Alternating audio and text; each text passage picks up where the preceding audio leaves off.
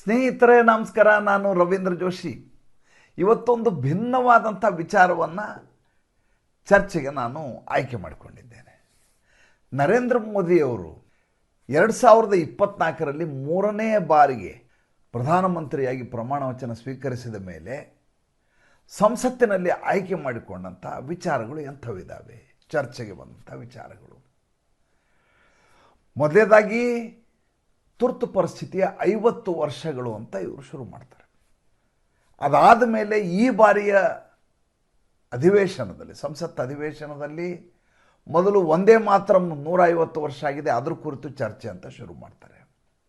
ಅದಾದ ಮೇಲೆ ಚುನಾವಣೆಯ ಸುಧಾರಣೆಗಳು ಅಂತ ಶುರು ಮಾಡ್ತಾರೆ.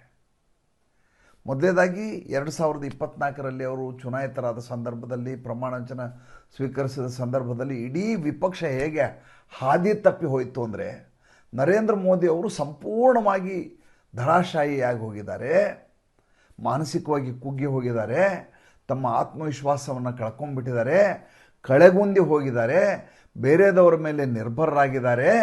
ಈಗ ಅವರ ನಡೆ ಮೊದಲಿನ ಹಾಗೆ ವೀರೋತ್ಸಾಹದಲ್ಲಿ ಇರೋದಿಲ್ಲ, ತಮ್ಮ ಪರಾಕ್ರಮವನ್ನು ಅವರು ತೋರಿಸಲಾರರು ಅನ್ನುವಂಥ ಒಂದು ತಪ್ಪು ನಿರ್ಧಾರಕ್ಕೆ ಬರ್ತಾರೆ ವಿಪಕ್ಷದವರು ಎಲ್ಲರೂ, ವಿಶೇಷವಾಗಿ ಕಾಂಗ್ರೆಸ್ನವರು.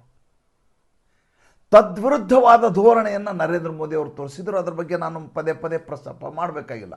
ಅವರು ತಂದಂಥ ವಕ್ಫ್ ಆ್ಯಕ್ಟ್ ಕಾಯ್ದೆ ತಿದ್ದುಪಡಿ ಆಗಿರ್ಬೋದು, ಅವರ ಬೇರೆ ಬೇರೆ ನಡೆಗಳಿರ್ಬೋದು, ಅದರ ಬಗ್ಗೆ ಮತ್ತೆ ಮತ್ತೆ ಚರ್ಚೆ ಮಾಡೋದು ಬೇಡ, ಅದು ಚರ್ವಣ ಆಗ್ತದೆ.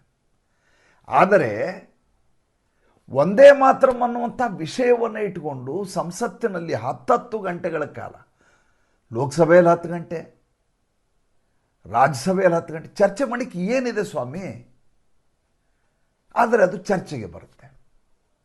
ಒಂದು ಕ್ರಿಮಿನಾಲಜಿನಲ್ಲಿ ಒಂದು ಪಾಠ ಬರ್ತದೆ. ಏನಪ್ಪ ಅಂತಂದರೆ, ಯಾವಾಗ ಆರೋಪಿ ಇದಾನಲ್ಲ, ಶಂಕಿತ ಇದ್ದಾನಲ್ಲ, ಅವನು ಸಾಕ್ಷ್ಯಾಧಾರಗಳನ್ನ ಬಿಟ್ಟು ಕೊಡದೇ ಇರುವ ಸಂದರ್ಭದಲ್ಲಿ, ಭಾಳ ಬಿಗಿಯನ್ನು ಪ್ರದರ್ಶಿಸಿದ ಸಂದರ್ಭದಲ್ಲಿ ಆತನ ಹಾದಿ ತಪ್ಪಿಸೋದಂತೆ. ಹಾದಿ ತಪ್ಪಿಸೋದಂದ್ರೆ ಹೇಗೆ? ಆತ ತಂತಾನೆ ಬಂದು ಸಿಕ್ಕಾಕ್ಕೋಬೇಕು, ಆ ರೀತಿಯಾಗಿ ಮಾಡೋದು. ಒಬ್ಬ ಕೊಲೆಗಾರ ಇದ್ದಾನೆ, ಆತ ಕೊಲೆ ಮಾಡ್ತಾನೆ. ಕೊಲೆ ಮಾಡಿದ್ದು ಆತನೇ ಅಂತ ಗೊತ್ತಿದೆ, ಆದರೆ ಸಾಕ್ಷ್ಯಾಧಾರಗಳು ಸಿಗ್ತಾ ಇಲ್ಲ. ಅವಾಗ ತನಿಖಾಧಿಕಾರಿ ಏನು ಮಾಡ್ತಾರೆ ಅಂತಂದರೆ, ಇನ್ನೊಬ್ಬನನ್ನು ಕೊಲೆಗಾರ ಅಂತ ಆತನೆದುರಿಗೆ ಸುಳ್ಳು ಹೇಳಿಬಿಡ್ತಾನೆ. ನೋಡಿ, ಅವನು ಕೊಲೆ ಮಾಡಿದ್ದಾನೆ, ಸಿಕ್ಕಾಕ್ಕೊಂಬಿಟ್ಟ, ಆತನನ್ನು ಬಂಧಿಸ್ತಾ ಇದ್ದೀವಿ. ಅಸಲಿ ಕೊಲೆಗಾರ ಯಾರಿದಾನಲ್ಲ, ಅವನು ನಿಶ್ಚಿಂತನಾಗಿಬಿಡ್ತಾನೆ. ನನ್ನ ಕೆಲಸ ಮುಗೀತೀಗ, ಯಾಕೆಂದರೆ ನಾನು ಅಪರಾಧಿ ಅಲ್ಲ ಅಂತ, ನಾನು ಆರೋಪಿ ಅಲ್ಲ ಅಂತ, ನಾನು ಕೊಲೆಗಾರ ಅಲ್ಲ ಅಂತ ತನಿಖಾಧಿಕಾರಿಗೆ ಗೊತ್ತಾಗಿದೆ ಅಂತ ಆತ ಏನು ಮಾಡ್ತಾನೆ, ಇದ್ದಕ್ಕಿದ್ದ ಹಾಗೆ ಹೊರಗಡೆ ಬರ್ತಾನೆ, ಬೇಧಡಕ್ಕಾಗಿ ಎಲ್ಲ ಕಡೆ ಓಡಾಡಲಿಕ್ಕೆ ಶುರು ಮಾಡ್ತಾನೆ. ಹೇಗಿದ್ದರೂ ತನ್ನ ಮೇಲೆ ಆರೋಪ ಇಲ್ಲ ಅಂತ ಸಾಕ್ಷ್ಯಾಧಾರಗಳನ್ನು ಬಿಡಲಿಕ್ಕೆ ಶುರು ಮಾಡ್ತಾನೆ. ಆ ಸಾಕ್ಷ್ಯಾಧಾರಗಳನ್ನ ಹಿಡ್ಕೊಂಡು ಆತನನ್ನು ಒಳಗೆ ಹಾಕುವ ಕೆಲಸ ನಡೆಯುತ್ತೆ. ಇದು ಕ್ರಿಮಿನಾಲಜಿಯಲ್ಲಿ ಬರುವಂಥ ಒಂದು ತಂತ್ರ. ನರೇಂದ್ರ ಮೋದಿಯವರು ಇದನ್ನೇ ಮಾಡ್ತಾ ಇರೋದು. ನರೇಂದ್ರ ಮೋದಿಯವರು ಅಪ್ರತಿಮ ರಾಷ್ಟ್ರಭಕ್ತ. ಅದ್ರ ಬಗ್ಗೆ 2 ಮಾತನ್ನೇ ನಾನು ಹೇಳೋದಿಲ್ಲ, ಯಾವತ್ತೂ ಹೇಳಲ್ಲ. ಅದ್ರ ಬಗ್ಗೆ ನಾವು ಎಂದು ಪ್ರಶ್ನೆ ಮಾಡೋಂಗಿಲ್ಲ, ಪ್ರಶ್ನಾತೀತವಾದ ವಿಚಾರ ಅದು. ಆದರೆ ಅದರ ಜೊತೆ ಇನ್ನೊಂದು ವಿಷಯವನ್ನು ನಾವು ಯಾವತ್ತೂ ನೆನಪಿಡಬೇಕಾಗಿದ್ದೇನೆಂದರೆ, ನರೇಂದ್ರ ಮೋದಿ ಒಬ್ಬ ರಾಜಕಾರಣಿಯೂ ಕೂಡ ಅಂತ.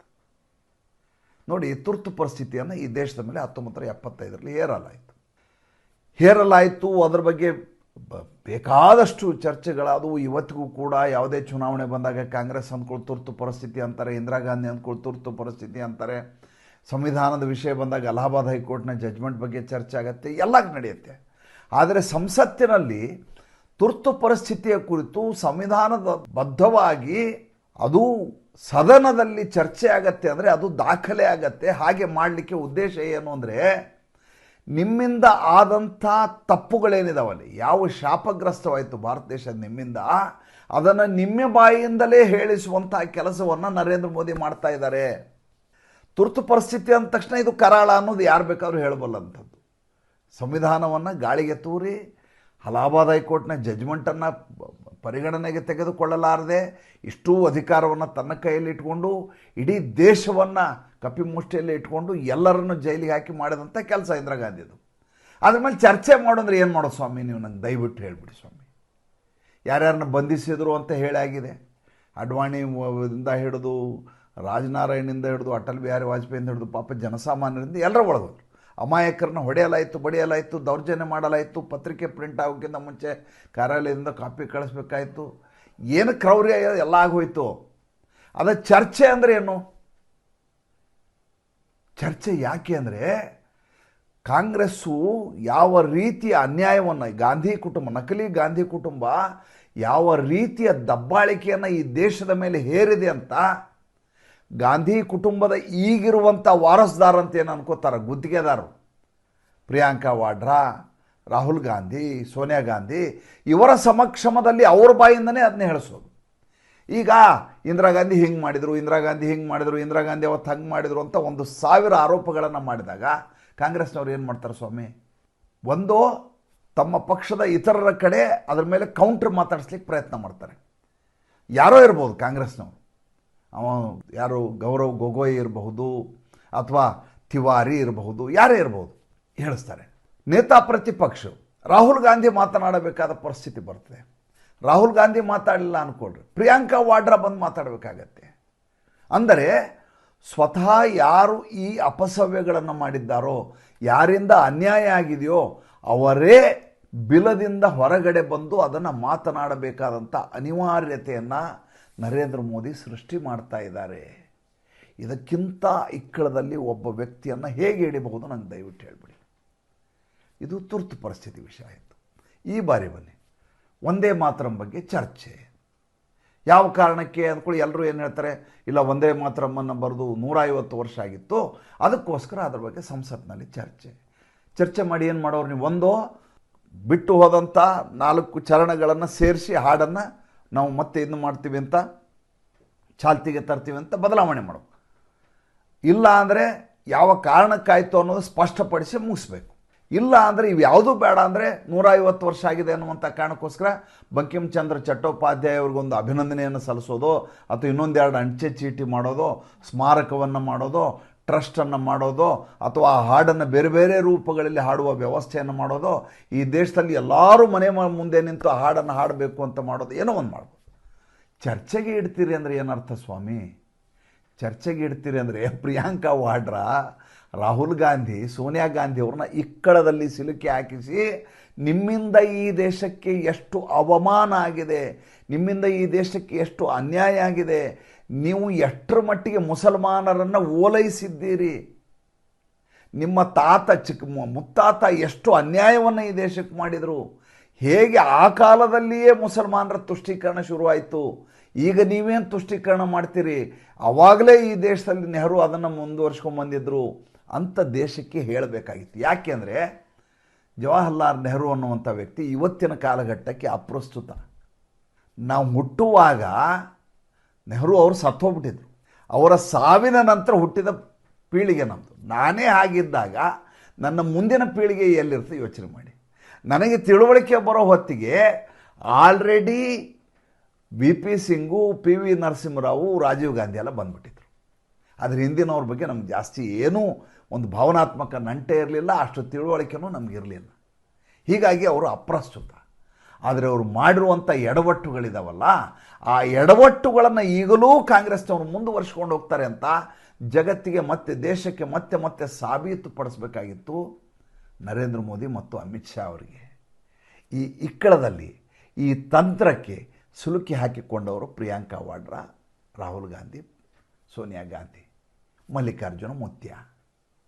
ಯಾವ ಸ್ಥಿತಿ ಬಂತು ಇವರಿಗೆ ಅಂದರೆ, ಯಾವ ಒಂದೇ ಮಾತರಮನ್ನು ಮುಜುಗರದಿಂದ ಹೇಳ್ತಾ ಇದ್ರಲ್ಲಿ ಇವರಲ್ಲ, ಇದನ್ನು ಒಂದು ತಮ್ಮ ರಾಷ್ಟ್ರಗೀತೆ ಅನ್ನುವಂಥ ಮನಸ್ಥಿತಿಯಲ್ಲೇ ಇರಲಾರ್ದೆ ಕತ್ತರಿಸಿ ಚಿಕ್ಕದನ್ನಾಗಿ ಮಾಡಿ ಅನಿವಾರ್ಯವಾಗಿ ಶಿಷ್ಟಾಚಾರಕ್ಕೆ ಹಾಡ್ತಾ ಇದ್ರು. ಅದನ್ನು ಘಂಟಾಘೋಷವಾಗಿ ಮೈಕೆದರಿಗೆ ಒಂದೇ ಮಾತರಂ ಅಂತ ಧ್ವನಿ ಇಲ್ಲದ ಧ್ವನಿಯಲ್ಲಿ, ಗೊಗ್ಗುರ ಧ್ವನಿಯಲ್ಲಿ ಕರ್ಕಶವಾಗಿ ಮಲ್ಲಿಕಾರ್ಜುನ ಮುತ್ಯ 3 ಸಲ ಹೇಳಬೇಕಾದ ಅನಿವಾರ್ಯತೆ ಬಂತು. ಆ ಕಡೆ ಸೋನಿಯಾ ಗಾಂಧಿ ಇಟಲಿ ಭಾಷೆಯಲ್ಲಿ ಒಂದೇ ಮಾತರಂ ಅಂತ ಸಂಸತ್ತು ಒಳಗಡೆ ಬರುವ ಕೂಗಬೇಕಾಯ್ತು. ಎಂಥ ಸ್ಥಿತಿ ತಂದಿಟ್ಬಿಟ್ರಿ ನರೇಂದ್ರ ಮೋದಿಯವರು.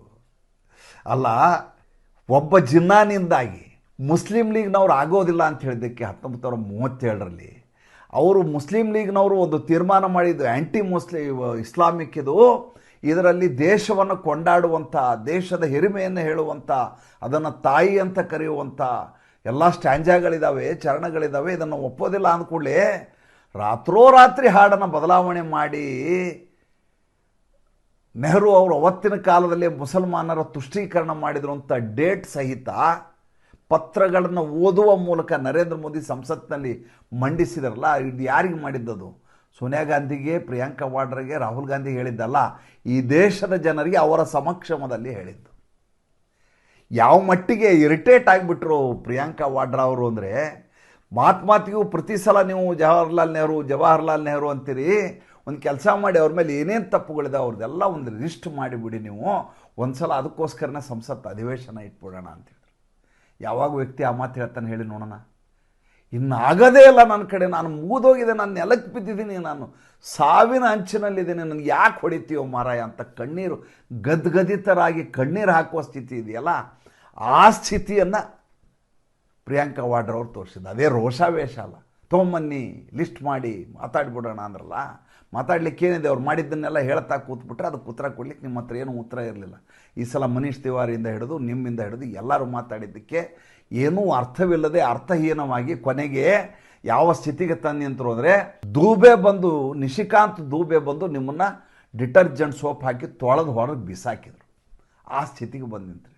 ಒಬ್ಬರಲ್ಲ ಇಬ್ಬರಲ್ಲ, ಯಾರ್ಯಾರು ಸದನದಲ್ಲಿ ಈ ಸಲ ಮಾತಾಡಿದ್ರೋ ಎಲ್ಲರೂ ಅಪ್ರತಿಮವಾಗಿ ಮಾತಾಡಿದ್ರು. ಆ ರೀತಿಯ ತಯಾರಿಯನ್ನು ಭಾರತೀಯ ಜನತಾ ಪಾರ್ಟಿ ಮಾಡ್ಕೊಂಬರುತ್ತೆ.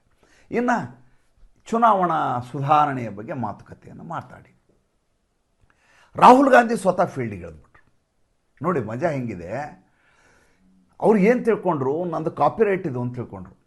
SIR ಬಗ್ಗೆ ಮಾತಾಡ್ತೀನಿ, ಸಿಗಾಕೊಂಡ್ಬಿಡ್ತಾರೆ ಅಂತ. ಯಾಕಂದ್ರೆ ಈಗಾಗಲೇ ಅವ್ರು 3 ಸಲ ಹೈಡ್ರೋಜನ್ ಬಾಂಬ್ ಹಾಕಿದ್ರಲ್ಲ, 2 ಸಲ ಅಫಿಷಿಯಲ್ ಆಗಿ, 1 ಸಲ ಅನ್ಅಫಿಷಿಯಲ್ ಆಗಿ, 3 ಪತ್ರಿಕಾಗೋಷ್ಠಿ. ಅದನ್ನು ಅಮಿತ್ ಶಾ ಅವ್ರು ಹೇಳಿದ್ರು. ಆಮೇಲೆ ನಮ್ಮ ಬೇರೆ ವಿಡಿಯೋದಲ್ಲಿ ಅದ್ರ ಬಗ್ಗೆ ಮಾತಾಡಿದ್ದೀನಿ, ಅದು ಮತ್ತೆ ಹೇಳೋದು ಬೇಕಾಗಿಲ್ಲ. ಮಾತಾಡಬೇಕಾಗಿದ್ದು ಯಾವುದ್ರ ಬಗ್ಗೆ? ಸಂಸತ್ತಿನಲ್ಲಿ ಪ್ರೋಗ್ರಾಮ್ ಚಾರ್ಟ್ ಬರೀತಾರಲ್ಲ, ಯಾವ ವಿಷಯದ ಬಗ್ಗೆ ಚರ್ಚೆ ಅಂತ ಬರ್ತಲ್ಲ, ಅದರ ಬರ್ದೇನು SIR ಅಂತ ಬರೆದಿಲ್ಲ. ಮತದಾರರ ಪಟ್ಟಿಯ ಪರಿಷ್ಕರಣೆಯ ಬಗ್ಗೆ ಚರ್ಚೆ ಅಂತ ಬರೆದಿಲ್ಲ, ಚುನಾವಣಾ ಸುಧಾರಣೆ ಅಂತ ಬರೆದಿದ್ದಾರೆ. ಆದರೆ ಇಡೀ ಸಂಸತ್ತಿನಲ್ಲಿ ಆಗಿರುವಂಥ ಚರ್ಚೆ ಯಾವುದು? SIR ಬಗ್ಗೆ, ಚುನಾವಣಾ ಆಯುಕ್ತರ ನೇಮಕಾತಿಯ ಬಗ್ಗೆ. ಒಂದು ಚೂರು ಈ ಮನುಷ್ಯನಿಗೆ ಏನೂ ಮಾಹಿತಿ ಇಲ್ಲ ಅಂತ ಮತ್ತೊಂದು ಸಲ ಅಮಿತ್ ಶಾ ಅವರು ಸಾಬೀತುಪಡಿಸ್ಬಿಟ್ರು. ರಾಹುಲ್ ಗಾಂಧಿ ಎಷ್ಟು ದಡ್ಡ ಅನ್ನೋದನ್ನು, ಏನೂ ಗೊತ್ತಿರಲಾರ್ದಂಥ ಒಬ್ಬ ಸಂಸತ್ ಸದಸ್ಯ ಅನ್ನೋದನ್ನು ಸ್ಪಷ್ಟವಾಗಿ ರಾಹುಲ್ ಗಾಂಧಿ ಎದುರಿನಲ್ಲೇ ಹೇಳಿಬಿಟ್ರು. ರಾಹುಲ್ ಗಾಂಧಿ, ಸೋನಿಯಾ ಗಾಂಧಿ, ಪ್ರಿಯಾಂಕಾ ವಾಡ್ರಾದೊಂದು ಟ್ರಿಕ್ ಇದೆ. ಏನು ಟ್ರಿಕ್ಕು ಅಂದರೆ, ತಮಗೇನು ಬೇಕೋ ಮಾತಾಡ್ಬಿಡ್ತಾರೆ, ಆಮೇಲೆ ಜಗಳ ಮಾಡ್ಕೊಂಡು ಎದ್ದು ಹೊರಟೋಗ್ಬಿಡ್ತಾರೆ. ನೀವು ಮಾತಾಡಬೇಕಾಗಿದ್ದು ಯಾರಿಗೆ? ವಿಪಕ್ಷದವ್ರಿಗೆ. ವಿಪಕ್ಷದವರೇ ಅಲ್ಲಿರೋದಿಲ್ಲ, ಎಲ್ಲ ಛಲ ಚಪಾಟಿಗಳು ತೊಗೊಂಡು ಹೋಗ್ಬಿಟ್ಟಿರ್ತಾರೆ. BJP ಅವ್ರಿಗೆ ಸಂಸತ್ನಲ್ಲಿ ಮಾತಾಡಬೇಕು. ಇವರೆಲ್ಲ ನಿಶಿಕಾಂತ್ ದುಬೆ, ಆಮೇಲೆ ಇವರು ಅಮಿತ್ ಶಾ ಎಲ್ಲರೂ ಮಾತಾಡಬೇಕು, ಇರೋದೇ ಇಲ್ಲ ಯಾರು. ಆದರೆ ಈ ಬಾರಿ ಎಲ್ಲರ ಸಮಕ್ಷಮದಲ್ಲಿ ಅಮಿತ್ ಶಾ ಧೋಬಿ ಪಚಾಡ್ ಮಾಡಿದ್ದು, ಅಂದರೆ ಬಟ್ಟೆ ಒಗೆದದ್ದು. ಅಂದರೆ ನರೇಂದ್ರ ಮೋದಿಯವರು ಒಬ್ಬ ರಾಷ್ಟ್ರಭಕ್ತ ಹೇಗೋ, ಈ ರಾಷ್ಟ್ರವನ್ನು ಹೇಗೆ ಮುನ್ನಡೆಸಬೇಕು ಅನ್ನುವುದರ ಸ್ಪಷ್ಟವಾದ ಕಲ್ಪನೆಯನ್ನು ಇಟ್ಕೊಂಡಿದ್ದಾರೋ, ಅದರ ಜೊತೆ ಪ್ರತಿಪಕ್ಷವನ್ನು ಹೇಗೆ ದುರ್ಬಲಗೊಳಿಸಬೇಕು, ಮಾನಸಿಕವಾಗಿ ಇಮೋಷ್ನಲಿ ಡಿಸ್ಟ್ರಕ್ಷನ್ ಅಂತೇನು ಹೇಳಿದ್ರಲ್ಲ ರಾಹುಲ್ ಗಾಂಧಿ ನರೇಂದ್ರ ಮೋದಿಗೆ, ಅದನ್ನು ಅವರಿಗೆ ಹೇಗೆ ಮಾಡಬೇಕು ಅಂತ ಈ ಬಾರಿಯ ಸಂಸತ್ನಲ್ಲಿ ತೋರಿಸಿದರು.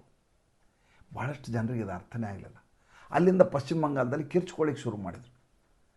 ಮಮತಾ ಬೇಗಮ್ ಅವರು, ಇಲ್ಲ ಪಶ್ಚಿಮ ಬಂಗಾಳದ ಚುನಾವಣೆ ಇದೆ, ಅದಕ್ಕೋಸ್ಕರ ಬಂಕಿಮ್ ಚಂದ್ರ ಚಟರ್ಜಿ ಅವ್ರನ್ನ ಈಗ ನೆನಪಿಸ್ಕೊಳ್ಳಾಗ್ತಾ ಇದೆ. ಹೌದು, ಚುನಾವಣೆ ಇದೆ, ಚುನಾವಣೆ ಇದ್ದದ್ದಕ್ಕೋಸ್ಕರನೇ ನಾವು ಮಾತಾಡ್ತಾ ಇದ್ದೀವಿ, ನಾವೇನು ಅಪ್ರಸ್ತುತ ಮಾತಾಡ್ತಾ ಇಲ್ಲ. ಒಂದು ಗೀತೆಗೆ 150 ವರ್ಷ ಆಗಿದೆ, ಚರ್ಚೆ ಮಾಡ್ತಾ ಇದ್ದೀವಿ, ಏನು ತಪ್ಪಿದೆ ಅದರಲ್ಲಿ? ನೀವು ಬಂಕಿಮ್ ಚಂದ್ರ ಚಟರ್ಜಿ ಅವ್ರನ್ನ ನೀವು ನಂಬದೇ ಹೋದರೆ, ನೀವು ಒಪ್ಪದೆ ಹೋದರೆ ನಾವು ಒಪ್ತೇವೆ. ವಿವೇಕಾನಂದ ನೀವು ಒಪ್ಪದೆ ಹೋದರೆ ನಾವು ಒಪ್ತೇವೆ. ನರೇಂದ್ರ ಮೋದಿಯವರು ಈ ಧೋರಣೆ ಏನಿದೆಯಲ್ಲ, ರಾಜಕೀಯ ಧೋರಣೆ, ಈ ಅಪ್ರತಿಮ ರಾಜಕಾರಣಿಯ ಮುತ್ಸದ್ದಿತನ ನೀವು ಬೇರೆ ಯಾರಲ್ಲೂ ಕಾಣಲಿಕ್ಕೆ ಸಾಧ್ಯ ಇಲ್ಲ. ನಾನು ಅದೇ ಆಲೋಚನೆ ಮಾಡ್ತಾಯಿದ್ದೆ, ಅಲ್ಲ ಒಬ್ಬ ಪ್ರಧಾನಿ ಆದವರು ಪ್ರಧಾನಿ ಪಟ್ಟವನ್ನು 3ನೇ ಸಲ ಹಿಡಿದು ಕೂಡಲೇ ಮಾಡಿದ ಮೊದಲೇ ಕೆಲಸ ಅಂದರೆ ಧೋಬಿ ಪಚಾಡ್ ಮಾಡಿ ಬಟ್ಟೆ ಒಗೆಸಿದ್ದು. ಬಟ್ಟೆ ಒಗಿತಾ ಇರೋದು ಯಾವುದು? ತುರ್ತು ಪರಿಸ್ಥಿತಿ ಬಗ್ಗೆ. ಈಗ ನೋಡಿದರೆ ಎರಡೂ ವಿಷಯಗಳಲ್ಲಿ ಮುಗಿಸ್ಬಿಟ್ಟು ಕೊನೆಗೆ ಎಲ್ಲಿಗೆ ಸ್ಥಿತಿ ಬಂತು ಅಂದರೆ, ರಾಹುಲ್ ಗಾಂಧಿದು ನೀವೇನಾರು ಮಾಡ್ಕೊಳ್ಳಿ, ನಾ ಇಲ್ಲಿಂದ ಜರ್ಮನಿಗೆ ಹೋಗ್ತೀನಿ ಅಂತ ಜರ್ಮನ್ ಹೋಗ್ತಾ ಇದ್ದಾರೆ. ನರೇಂದ್ರ ಮೋದಿ ಅಂತ ಮುತ್ಸದಿ ರಾಜಕಾರಣಿ ಇನ್ನೊಬ್ಬರು ಸಿಗ್ಲಿಕ್ಕೆ ಸಾಧ್ಯನೇ ಇಲ್ಲ ಅನ್ನೋದಕ್ಕೆ ಇವು ಎರಡೇ ಉದಾಹರಣೆ ಸಾಕು ಅಂತ ನನಗನ್ಸುತ್ತೆ. ಮತ್ತೆ ಮುಂದಿನ ಸಂಚಿಕೆಯಲ್ಲಿ ಮಾತಾಡೋಣ. ಸಂಚಿಕೆ ಹೇಗೆ ಅನ್ನಿಸ್ತು ದಯವಿಟ್ಟು ತಿಳಿಸಿ. ನಮಸ್ಕಾರ.